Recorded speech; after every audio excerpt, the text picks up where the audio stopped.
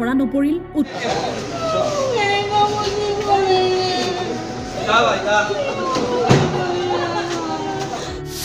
হাতত ধৰি আগবাঢ়ি যোৱাৰ প্ৰতিশ্ৰুতি দিয়া ল'ৰাটো গুচি গ'ল।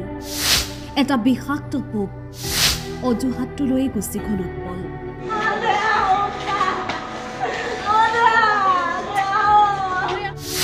ঘৰখন এৰি সপোন এটা দুচকুত লৈ মহানগৰীলৈ অহা ল'ৰাটো আৰু নাই।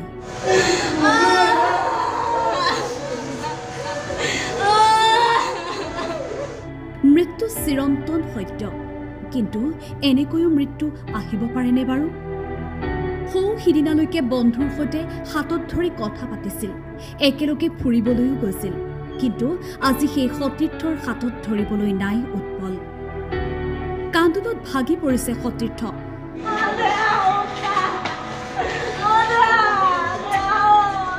চিকিৎসালয়ৰ বাহিৰত উৎপলক শেষবাৰৰ বাবে চাবলৈ ঘণ্টাৰ পিছত ঘণ্টা অপেক্ষা সতীৰ্থৰ।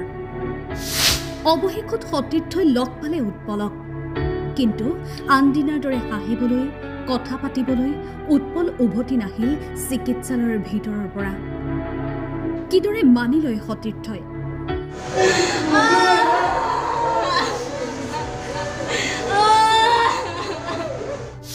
কিয় একেবাৰে গুচি গ'ল যুৱ সাংবাদিক উৎপল ডেকা?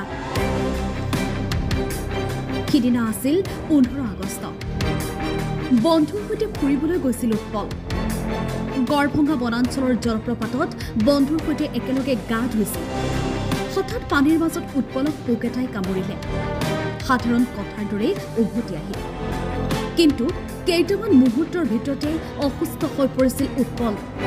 প্ৰাথমিক অৱস্থাত জ্বৰত আক্ৰান্ত উৎপলক ভৰ্তি কৰোৱা হৈছিল চিকিৎসালয়ত, কিন্তু চিকিৎসা প্ৰদানৰ পিছতো উৎপল সুস্থ হৈ নুঠিল।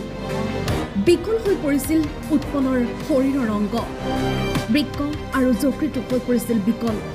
অৱশেষত বহু পৰীক্ষা নিৰীক্ষাৰ অন্তত উৎপলৰ দেহত ধৰা পৰিল লেপ্টোপাইৰোচিছ ভাইৰাছ। বিষাক্ত পোকে কামোৰাৰ বাবে উৎপলৰ দেহত প্ৰৱেশ কৰিছিল এই মাৰাত্মক ভাইৰাছে। মানুহৰ দেহত এই ভাইৰাছে প্ৰৱেশ কৰিলে সঠিক সময়ত উপযুক্ত চিকিৎসা নাপালে আক্ৰান্ত ব্যক্তিৰ শৰীৰৰ অংগ বিকল হোৱাৰ লগতে 15 দিনৰ ভিতৰত মৃত্যু নিশ্চিত।